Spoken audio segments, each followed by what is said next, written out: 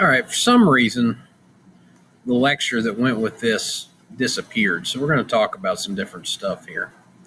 And hopefully this one uploads. I'm going to try uploading in a different way and see what happens. All right, the first thing we're going to talk about today is agriscience. Agriscience is the application of science to agriculture. Why agriscience is in front of agriculture, I don't know, but it is. Agriculture is the process of growing things for food. That's really what agriculture is. Agribusiness is the application of business principles to agriculture. So agriscience and agribusiness all tie back to agriculture. Agriculture is the mothership. That's where it all goes to. Renewable natural resources. Those are resources that can be used again and again and again. Some examples are trees or crops, water, wind. You use the resource and then you can use it for something else. You can replace it. Non-renewable natural resources would be things like coal or oil, things that we mine out of the ground. Those are non-renewable. Now, like metals, because you can recycle metals, those are still not considered to be renewable natural resources because there's only so much iron on the planet. And when we use it, it's gone. Only so much lithium for batteries. All right, technology. There's two kinds of technology that the chapter really talks about. The first one is industrial technology, and then there's high technology. But in reality, the situation is technology is simply using tools. Chimpanzees use technology.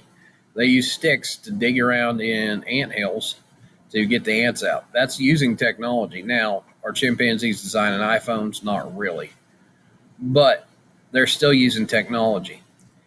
Now, industrial technology is building giant machines to do, or even small machines to do things for you. That's industrial technology. Making tractors is industrial technology.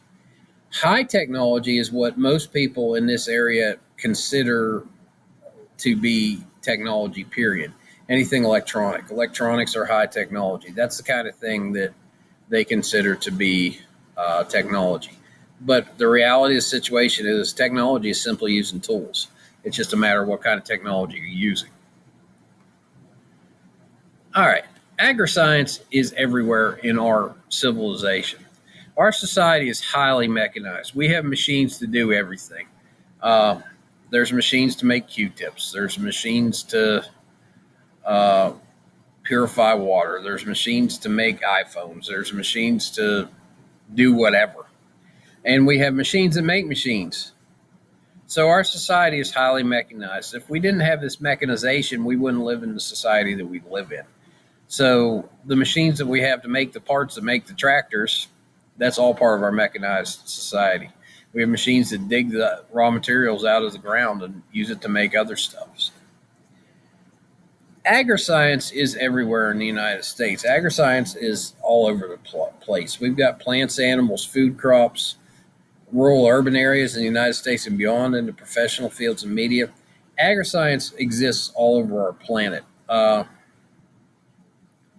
I think one time I saw a statistic that over 80% of the careers in one way tied to agriscience or not. So you live and benefit from agriscience every day, even if you don't realize it. All right. Now, there's basic sciences of agriscience. All science is based in these three basic sciences. The three basic sciences are biology, chemistry, and physics. Physics is the granddaddy of everything. Everything has to operate through physics. Chemistry follows the laws of physics and tells us how things interact on an atomic basis. Biology is the study of life and how those those atoms come together to make living creatures. Another part of that is biochemistry. Biochemistry is the bridge between biology and chemistry.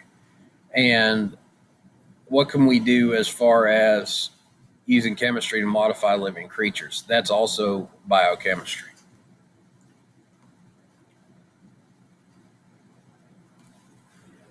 Now, there's other applied sciences in ag science. There's entomology, which is the study of bugs. Agronomy, which is the study of plants and crops. Horticulture, which is the study of ornamentals. Well, what's an ornamental?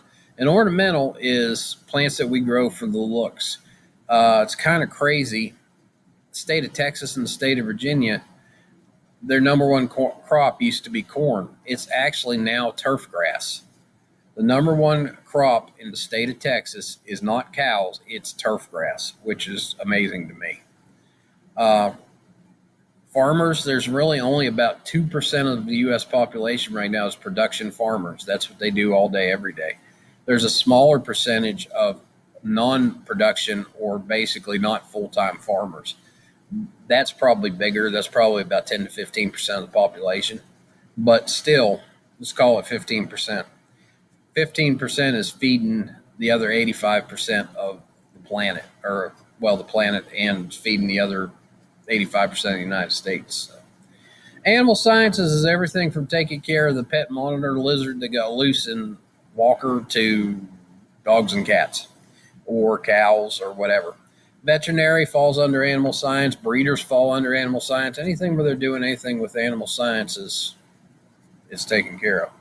Something else that falls under horticulture, and I missed this, I forgot to tell you, is forestry and wildlife management, because that kind of ties back into animal science as well. Wildlife management. Oh.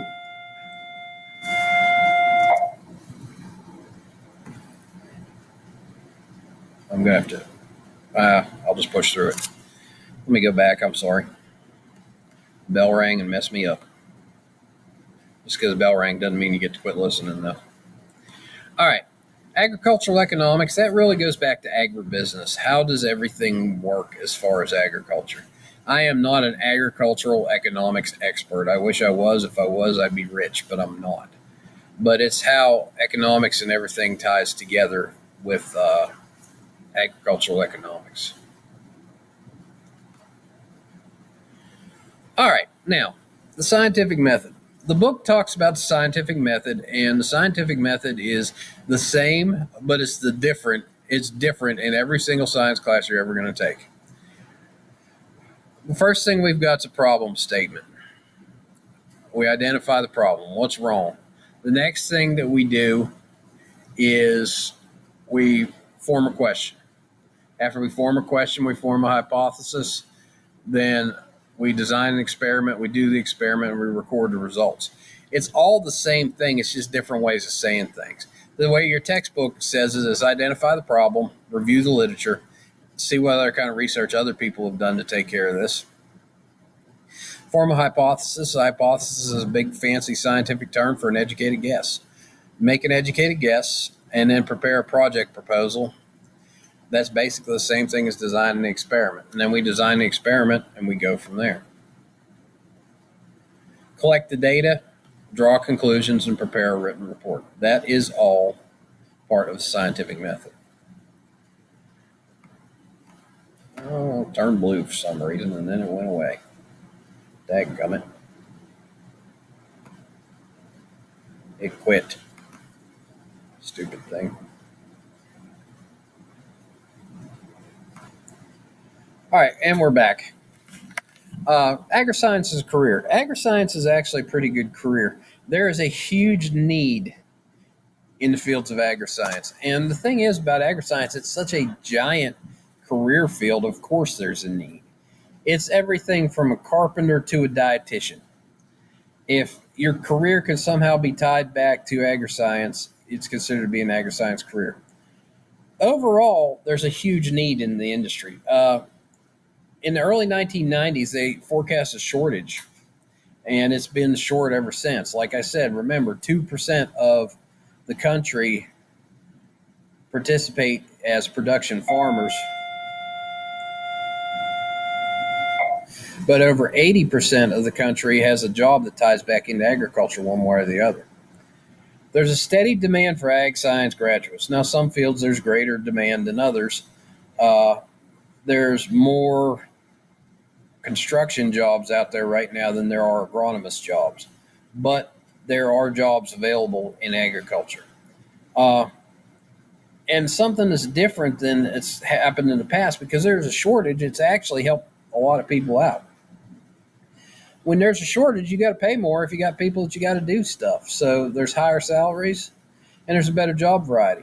there's many careers in agri-science. So because of all those different careers, there's a much better job variety. So, all right, so that's the end of this webcast. Hopefully this one works, and I will see y'all in class. Thanks.